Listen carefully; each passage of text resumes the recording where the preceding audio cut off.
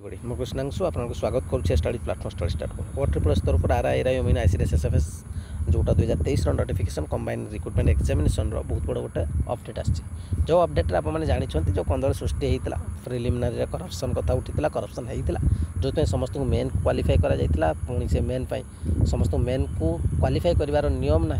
से पुणी थे केस होता फाइल होता केस फाइल पर आप से एग्जाम को कैंसल कराई पुनश्च एग्जाम 14 दिन भितर कर OTRIPS नोटिफिकेशन देता पूर्व बर्तमान नोटिफिकेशन आ जाए बर्तमान जो पिला माने ऑफलाइन एग्जाम हो बोली प्रतिवाद करते OTRIPS केते दूर मानी से आपको आज नोटिफिकेशन क्लीयरली बुझा मिल कहीं मुझे आप जो कथा होता एग्जामिनेशन हम जो जमती कि ऑफलाइन पे पिला दाबी रखुते ऑनलाइन एग्जाम करप्शन सृष्टि होता किंतु प्रिलिम एग्जाम हम से